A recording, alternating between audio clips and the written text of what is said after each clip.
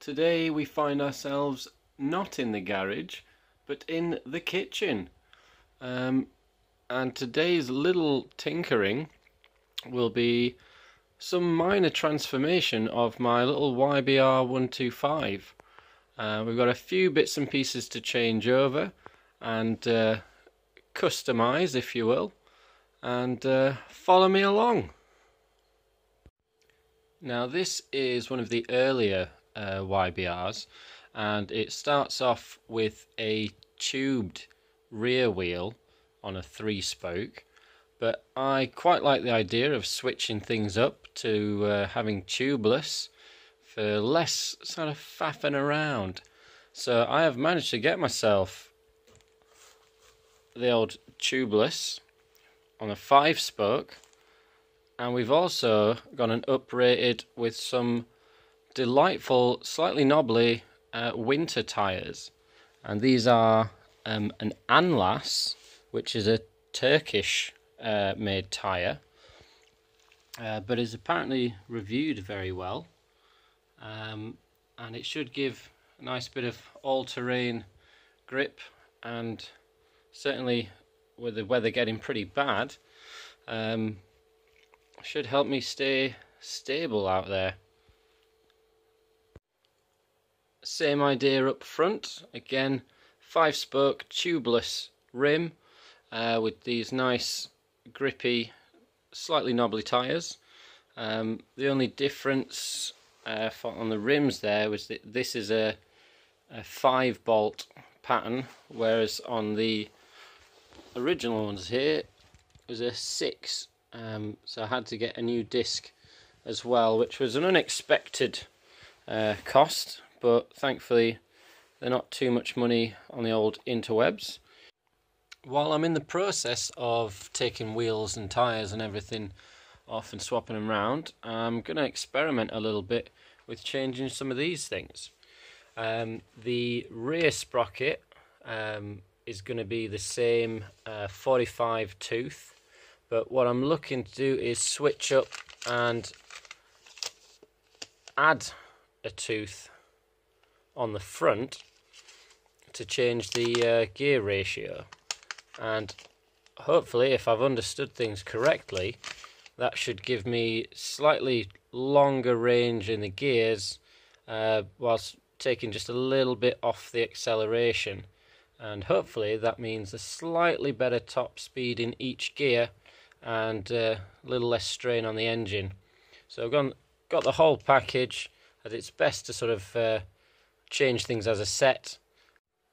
Another thing that I would like to try and get sorted as part of this task, whilst everything's coming off everywhere and flinging around, the swing arm itself in some places is looking a little bit worn out on the paint and kind of maybe signs of rust.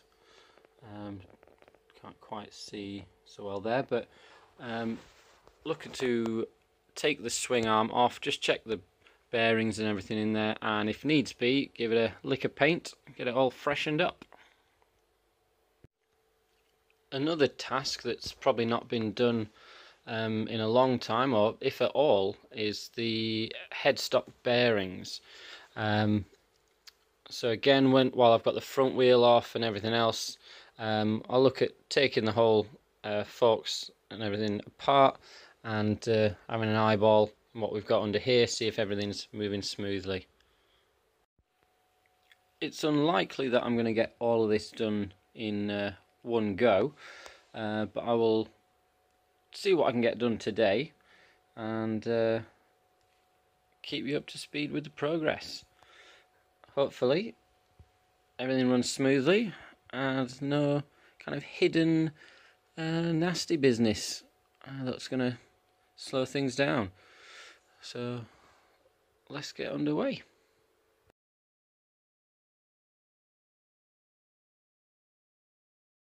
I think I'm going to start at the back end of the bike. I'm going to lose the chain guard, which is just a couple of screws there and over there, and we'll slacken off these chain tensioners on both sides, the axle spindle jobber will loosen off, and that should give us what we need to get the rear wheel off. Couple of bits over this side was the rear brake shoe adjuster and the torque arm spindly jobber fiddly doodah. The torque arm! And look who's arrived! It's our John with a chicken pasty and a cup of tea. What a top lad. The wheels disappeared, so we move on. Let's get rid of these struts. So swing arm has been set free. As you can see, there's a whole bunch of crap and flaky paint and whatnot, so certainly needs a bit of cleaning up. Even more bits have fallen off. Got plenty of space to fit probably a John in that rear arch there. You do a few spins. Sprocket cover removed, chain thrown to the ground, and lots of grime revealed. Oh, pressed it again. You pressed it again? I pressed it again. Go, buddy.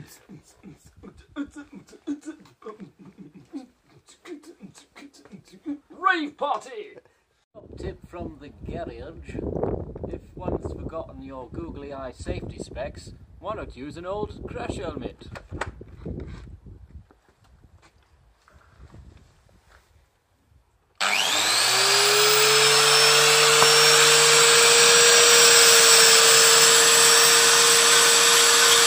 Kieran.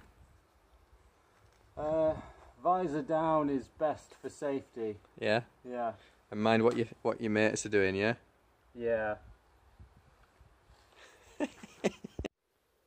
These bits are cleaned up and ready for a coat of paint, and some more plasticky bits that have been polished up. That swing arm, and then all this business, much cleaner than before. I've had the old paintbrush out, and we've got some on there, we've got some on there, we've got some on these. I don't know if that will last with them flexing and whatnot, but we've got some up on here. On all these bits, they were silver, now they've gone black. The swing arm there, much tidier. We've got to piece it back together. The new rear wheel doesn't have all the business it needs to get the power to the road, so I've got to take a few bits off of the old wheel to transfer across onto here. Bit of a comparison between the old and the new. Even if I wasn't switching stuff around, I think certainly I was due for replacing this rear one, because they've gone rather pointy compared to the much broader new ones. The sprocket carrier is looking a hell of a lot tidier. It was very grimy before, but a bit of degreaser. I chose to use some old petrol, which did a very good job, and a bit of elbow grease with a little scrubby brush, and the job's a good one. Sprocket carrier all reassembled, clean and tidy, sparkly stuff. Time to get a bit of torque settings done.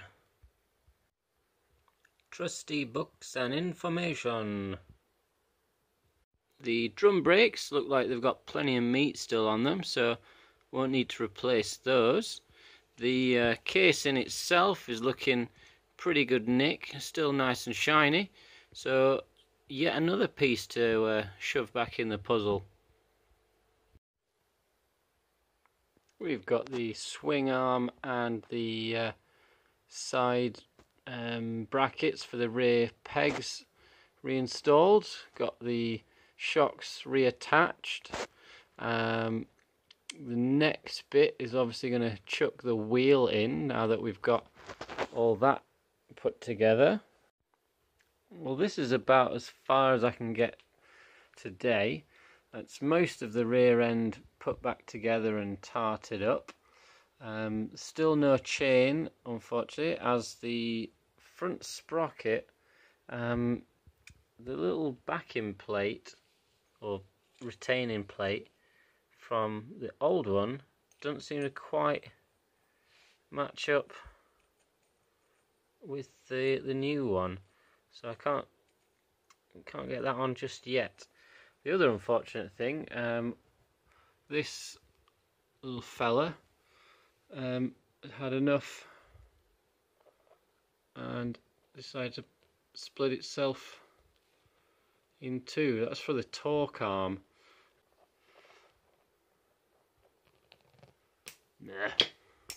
But as soon as I can find a replacement bolt to go on the other end of this torque arm right back here onto the swing arm, I can get this all buttoned up and that'll be the back end done. Fingers crossed. Oh, pressed it again. You pressed it again. I pressed it again. Go, buddy.